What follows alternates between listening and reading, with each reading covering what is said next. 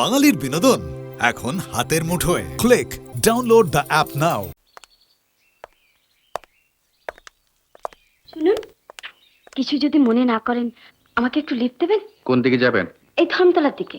আমি বেহালার দিকে। ও কিছু মনে করবেন না। না না, তাতে কি হয়েছে?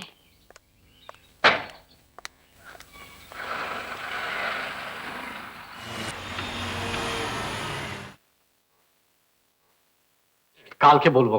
দূর বোকা, আজ বলে না রাখলে পরশু কিছুতেই ছুটি দেবে না। তুই যা।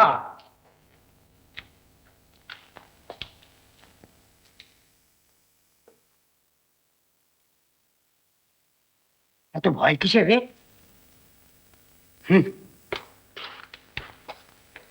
আমি যাব।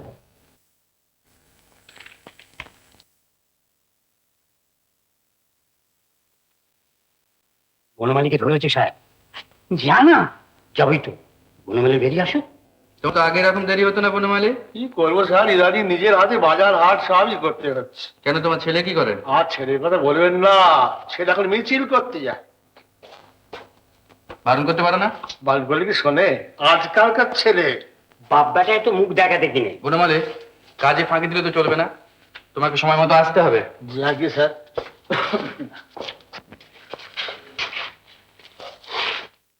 কি ব্যাপার?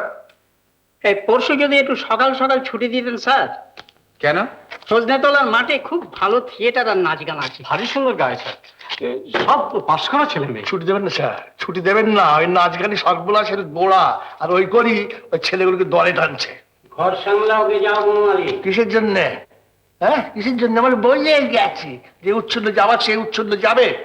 ঘাড় ধরে বার করে দেবো ছেলে ঘর থেকে। হ্যাঁ,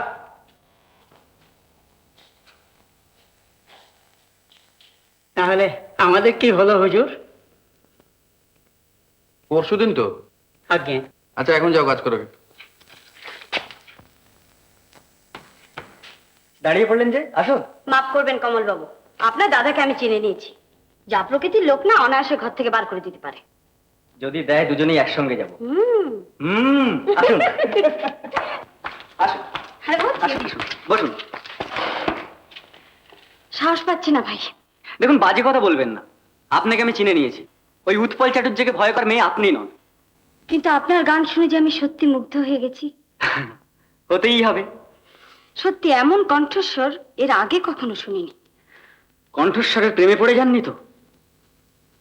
বোধহয় গেছি। ব্যাস ব্যাস ব্যাস ব্যাস, নিশ্চিন্ত। এবার আপনি আর আমি দুজনে মিলে ওই উৎপল চাটুর্যকে একটু চা। কেষ্ট, কেষ্ট। আর থামুন মশাই, গান আপনি গাইছিলেন তো? আর ফেরবার পথ নেই সবিতা দেবী। এই, জলদি চালাও। সত্যি করে বলুন না, আপনি গাইছিলেন তো গান? দেখুন, এতখানি প্রশংসা পাবার পর আমি কি করে বলি যে গান আমি গাইনি, গেয়েছে উৎপল চাটুর্য। উৎপল চাটুর্য? ঢাকের ভেতর থেকে বেহালার আওয়াজ? ও, আমি বিশ্বাস করি না। আপনি উৎপল চাটুর্যকে চেনেন না? আরে বাবা, চিনি চিনি।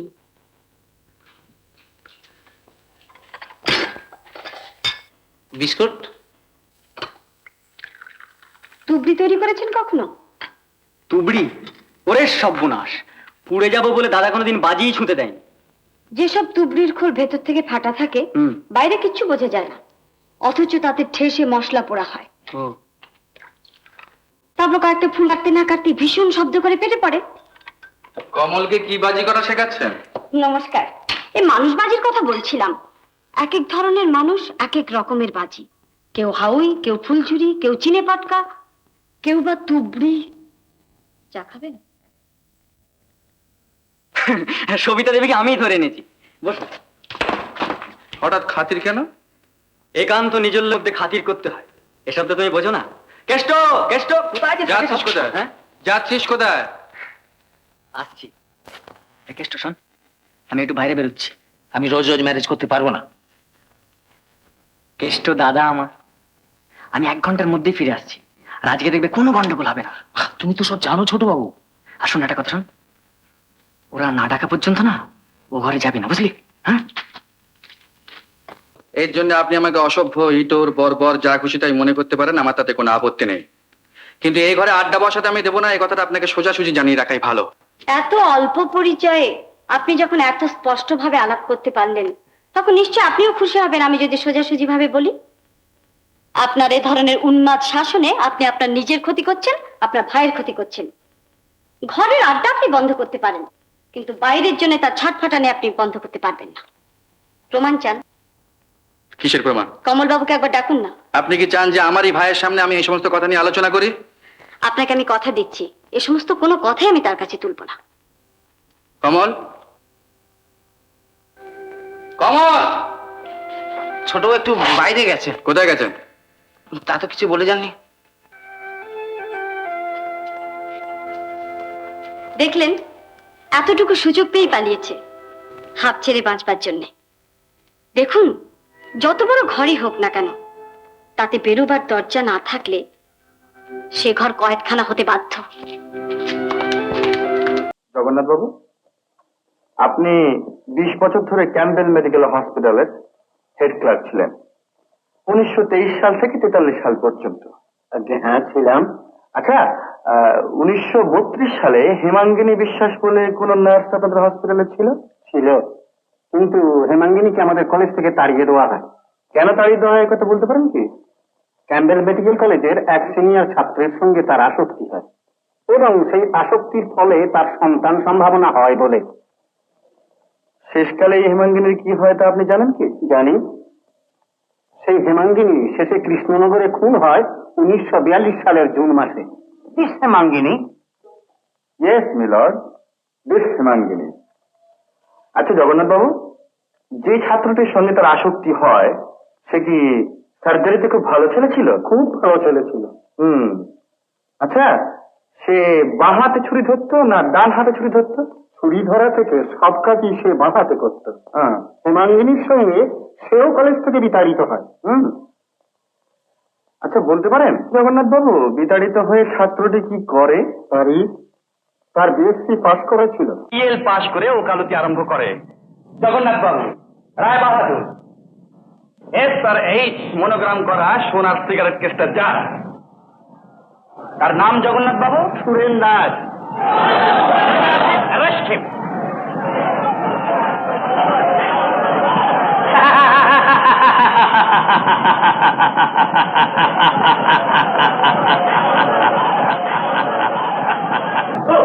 Order, order. প্রশান্ত চ্যাটার্জি, হেমাঙ্গিনীর খুনের অপরাধে আমি তোমাকে সন্দেহাতীত ভাবে সম্পূর্ণ নির্দোষ বলে ঘোষণা করে সসম্মানে বেকসুর খালাস দিই। খালাস? খালাস? 12 বছর পরে খালাস? না, আমি খালাস চাই না। খালাস চাইলে দাও, ফিরিয়ে দাও, ফিরিয়ে দাও, ফিরিয়ে দাও আমার সেই 12টা বছর, ফিরিয়ে দাও সেই 12টা বছর। সে 12 বছর নির্দোষ হয়ে ওই জেলখানার নরকের মধ্যে পচে নষ্ট হয়ে গেছে। ফিরিয়ে দাও, ফিরিয়ে দাও শুধু সেই 12টা বছর। 12 বছরে আমার জীবন যৌবন, আমার আশা আকাঙ্ক্ষা, আমার সব স্বপ্ন আর সাদের কবর হয়ে গেছে এই বিচার চাল আর দেওয়াল চাপা পড়ে। শুধু শুধু সেই 12টা বছর আমাকে ফিরিয়ে দাও, ফিরিয়ে।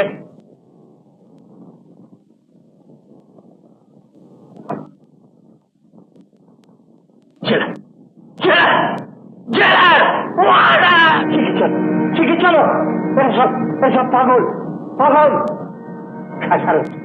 খালাস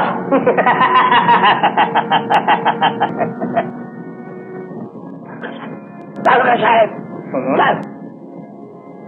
আপনি জেলে ফিরে যেতে চাইলেও জেল তো আর আপনাকে নেবে না। মহামান্য আদালত আপনাকে মুক্তি দিয়ে। মুক্তি? মুক্তি? মহামান্য আদালত? ওই মহামান্য আদালতে আমাকে 12 বছর বিনা অপরাধে জেলে গালদা বেড়ি পরিয়ে রেখেছিল সানিটারি ফেলে।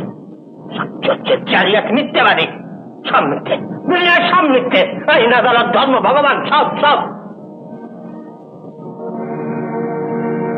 আপনার ছেলে, আপনার স্ত্রী আপনার জন্য অপেক্ষা করছে।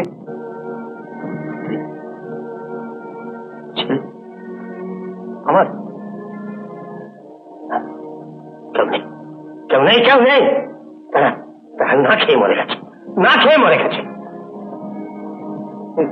আমি জানি না, আমি জানি না আমি সব জানি 12 বছর তাদের দেখবার কেউ ছিল না, তারা মরে গেছে না খেয়ে। কি হলো শঙ্কর? তুফান পার হয়ে এসে সানের ঘাটে সিঁড়িতে লেগে তলিছে আমার ডুবে গেল বাবা। শান্ত হ মা, শান্ত হ। অন্যায়, অত্যাচার, অবিচার মানুষকে অমানুষ করে তোলে। ওর মনুষ্যত্ব ফিরিয়ে আনতে হলে চাই ধৈর্য, সেবা, সহানুভূতি আর সমবেদনা। কমপ্লেন আমার নামে? এত বড় আসপর্দা! আজ 30 বছর লিনেন ডিপার্টমেন্টে কাটিয়ে দিলাম, লাট সাহেবের বিছানা চাদর বালিশের হিসেব রেখেছি আমি, তারা কোনোদিন কিছু বলেনি, আর আজ আমার নামে কমপ্লেন? না মানে কাস্টমার কমপ্লেন করেছে যে গতকাল রাত্রে 1 নম্বর সুইটে বালিশ কম ছিল। কিছুতেই না।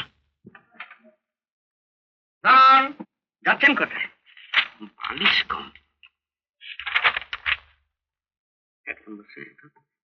নিত্যহরি ভট্টাচার্যের ভীমরাতি হয়নি যে সে স্পেশাল সুইটে বালিশ কম দেবে। চলুন, চলুন তো, চলুন।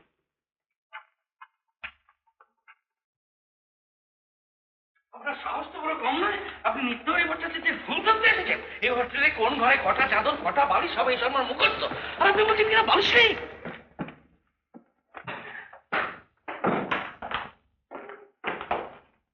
নিশ্চয়ই নেশার ঘরে মেঝেতে খেলাধুলো করেছে, তারা সব ভুলে গেছে।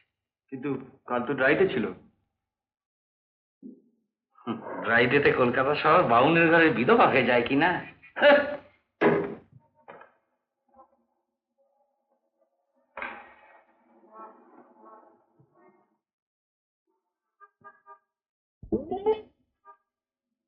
অসম্ভব, অসম্ভব।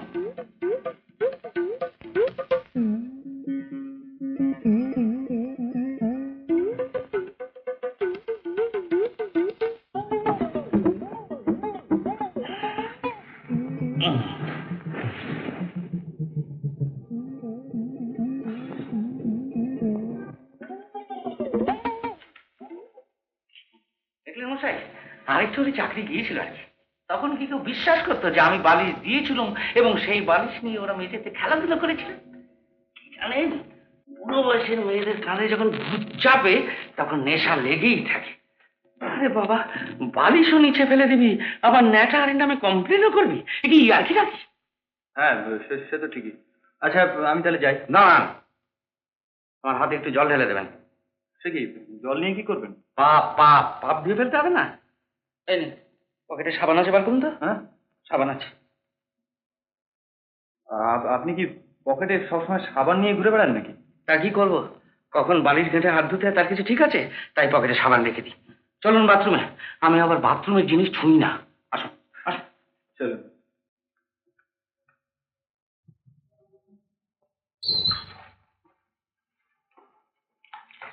কি জানেন, হোটেলে, সরাইখানায়, সুরিখানায় প্রতি মুহূর্তে হাজার হাজার লাখো লাখো পাপ সৃষ্টি হচ্ছে। কতদিন কাজ করছেন এখানে? এই তো কিছুদিন। রোজির সঙ্গে আলাপ হয়েছে? চিনি, তবে তেমন পরিচয় নেই। কি জানেন, এই হোটেলে দুটো লোককে আমি ঠিক চিনতে পারলাম না। এক হলো আপনাদের ওই সেটা বোস, মানে যেখানে মেয়ে ছেলে সেটা বোস তার থেকে 100 হাত দূর।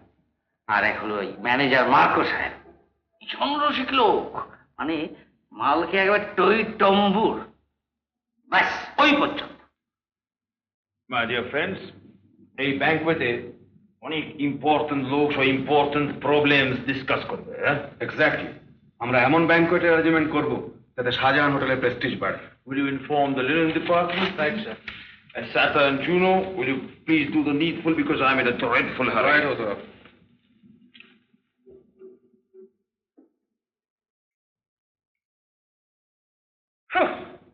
These are simple parties.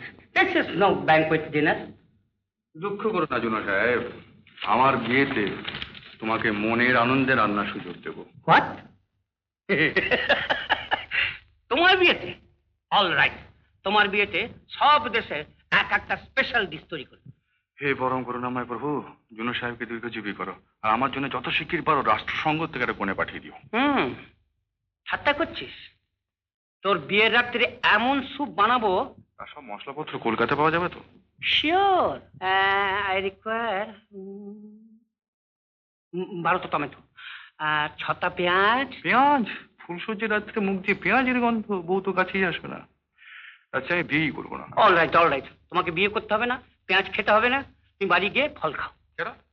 আমি তোমাদের একটা ব্যাপার কিছুতেই বুঝতে পারি না সেটা, তোমাদের একদল লোক আছে ভেজিটেরিয়ান, তারা ডিম খায়, আর আরেক দল আছে নন ভেজিটেরিয়ান, তারা বিফ খায় না। আবার যারা বিফ খায়, সুরের নাম শুনলে তাদের বমি আসে। বল মা তারা দাঁড়াই কোথায়? হোয়াট? এই জন্য তো আমাদের দেশের গ্রেট রামপ্রসাদ ঠাকুর গেয়েছেন, হু? গ্রেট রামপ্রসাদ ঠাকুর গেয়েছেন, তিল মাদার তারা where do I stand? সেটা মিস্টার প্রসাদ কি একজন গ্রেট কুক ছিলেন? ভেরি ভেরি গ্রেট কুক, খালি গডেসের জন্য রান্না করতেন। Is it true? True true true. আজই সাবস্ক্রাইব করুন উত্তম কুমার ইউটিউব চ্যানেল।